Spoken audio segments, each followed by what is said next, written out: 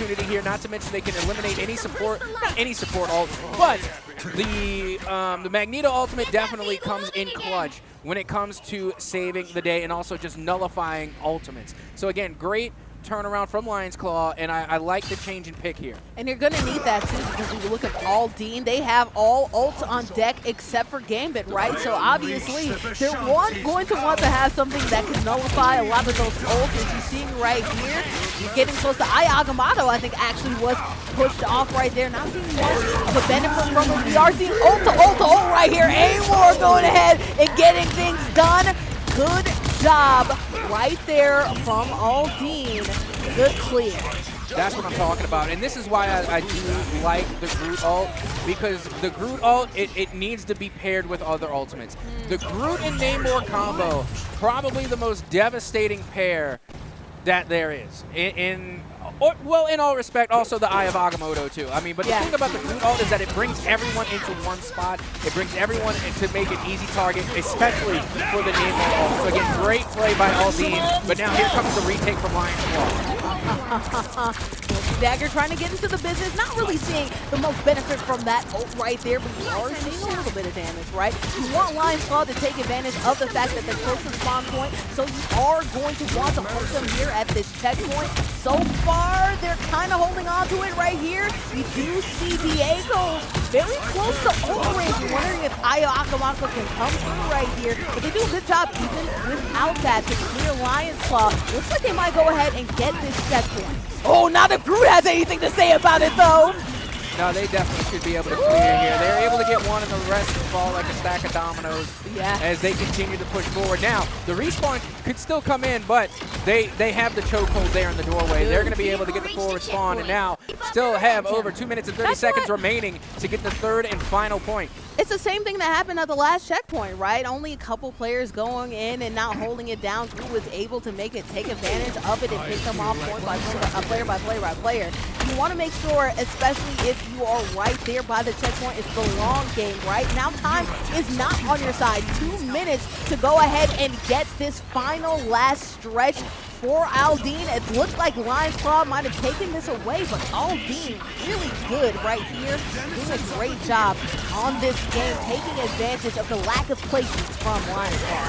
Well, let's see what they're able to do here again. You saw the Namor in the back line trying to get rid of the Flyers. They're able to do a little bit of damage, but the Flyers, again, able to avoid Namor's sliding for the longevity of this push as they continue to try to force the issue. And now, Ultron coming out. They find a triple. Big elimination there. Coming from the Ultron there on Aldine. You know what a play to keep the convoy going. All the love in the world to Galaxy right there, because they did a good job making sure to empower Groot. Groot got into the nitty-gritty, took a lot of that damage, and then Ultron was able to take off the picks and the kills with the Ultron. Great job right there in order to secure that triple. And you know what? Finally, I was going to say it earlier, but you know what? I was going to let him cook. You know, oh no, we have a pause. DC. Is it a DC or a tech pause? I'm not sure. Disconnect. It is a DC. It's all a right, DC. Disconnect. All right, but with that being said, that's absolutely devastating, especially going into this match. Oh yeah, we're good. We're good to go. Are we good? Are we back in the gravy? But anyway, with that being said, I was going to say this earlier, but I was going to let him cook. I thought from the get-go, because Lion's Claw had great success with Star-Lord, and they should bring them back again. Yes. Great hit scan, great anti-fly. Star-Lord should have been the pick from the get-go, going into defense. My opinion, it's a great anti-fly mechanic, great DPS. It may be too little too late. Yeah, and although they did swap away into Namor from Iron Man, you still have Ultron that's doing massive damage. But speaking about massive damage right here, Lion's Claw doing a great job trying to make sure to push him off or delay it just a little bit more, especially with 24 seconds left to go. Got some final kills with Magneto. What will Aldine do as we approach the final bit of action here? They only need a little bit more to go. Will Lion's Claw hold on strong? The thing that it is now, you can see Gambit going to be able to call in their ultimate, trying to hold on here as Lion's Claw tries to hold the line, but I don't think they're going to be able to get it done. As we are now in OT territory, but they pick up a huge elimination, going to follow it up with another, and that should just about do it. That should be the game. as hold on there, still holding on. They bring in the Doctor Strange TP for a last-ditch effort. They get 2 big picks as they continue to try and hold the line. My goodness, now Scarlet Witch making an appearance here at the goal line. I tell you what, man, Scarlet Witch in close situations can be so clutch, and you're seeing it right there. Probably the clutchest play we're going to see this entire tournament. They won Star-Lords and they decided to switch to Scarlet Witch, and they hold on to dear life. What a play from Lion's Claw. Again, we saw the Doctor Strange make an appearance, then disappear, then reappear again. My goodness. And then there we go. That's what I'm talking about. The MVP, the most consistent, is going to be It's Spider. And not to mention just a great last-second play coming in from Doctor Strange. Remember, we saw Doctor Strange actually get banned for this exact reason. And now, if you are going to switch to the Doctor Strange, right, then you are going to make that last-second play, bring in the Scarlet Witch and get the free buff. Because Scarlet Witch, you talk about all-team hands. Maybe she doesn't do it with hands per se, but I tell you what, in close range, she can do a lot of damage right there, and you're seeing it happen in full time, switching out the DPS, but then also switching to Doctor Strange to make sure that you're right there on top of point. Aldine, it was all but secured their victory, but coming in at the clutch at the last second. You talk about big cojones, a big clutch play. Great job by Lion's Claw, not only winning this game, but getting GGs overall. They win the match, game, set, and match right there. What a play. An absolutely phenomenal series through and through. And again, a big GG's to Aldine as well. I mean, Aldine's put up one heck of a fight. It was really their game to win there in game 2. But I really want to take a chance to look at the plays that made the game. So many great plays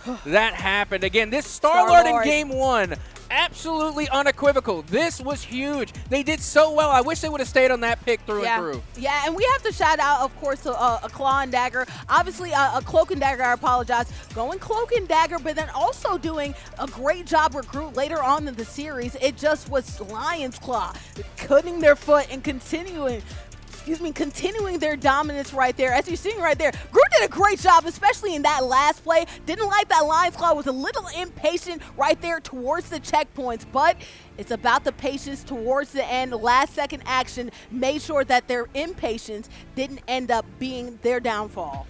And you see, this was the big thing here that really was the difference maker. And like I had said, just to further my case that they should have stayed on Star-Lord. But with that being said, they were bringing the flyers. They were going with Heavy Fly. They were going with the Ultron. They were going with the Iron Man. If you're able to just get those 2 picks, which when you're a flyer, you're kind of an easy pick. If you bring in the Star-Lord or the Scarlet Witch like we saw at the last play, you get rid of those 2 flyers. You get rid of 1 support and a major DPS at the same time. So again, great plays being made. And I want to give love to Zip App right there, because if you're seeing it towards the end, great play. We're going to throw the zip.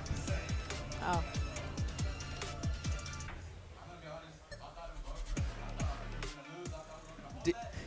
But I can't even lie, that Star-Lord, that was so good. It saved the whole game. The port, the play, everything was perfect. I'm just really happy we won, honestly. My heart, it's beating. My heart, it's too much right now. I did not think I was going to hit a good TP or a Strange Roll. That double Strange Roll on the Namor Gambit was everything. I thought we were going to lose when their Strange Roll after me. I thought it was going to get us, but we got it. That's all we needed. That portal was, I mean, I seriously, that last fight was going on. I'm watching the ults go ult for ult, and then I saw, who was the last one holding on point for you guys? I think it was Star-Lord. Star-Lord, yeah, it was Star-Lord. Okay, yeah, the Star-Lord was the last one on point. I turned around to the guys behind me, and I was like, it's over. I said, we're going into game number 3. And then I turned back around. Your whole team's on the point going crazy, bonanza. Oh, my gosh. So, that was phenomenal. I mean, how often have you gotten a play like that off? Honestly, not much, really. Like, last-second TPs are hard, and sometimes I don't do it fast enough and don't have the ult at the same time, so sometimes it just doesn't work. And then sometimes my team's not even there. They're all running forward. That's 1,000%. So who, outside of the giant play you hit, I heard your comms, who do you guys say was the MVP of your team throughout that whole thing? Man, I'm not going to lie. Who? Yeah, that guy right there. That's that Star-Lord right there. I'm not gonna lie to you. Every single one of our games he plays, he carries. I can't. Every time gets MVP. Whether it's Moon Knight, Star-Lord, he's so good. I appreciate him as a teammate. That's really all I gotta say. Is he's amazing.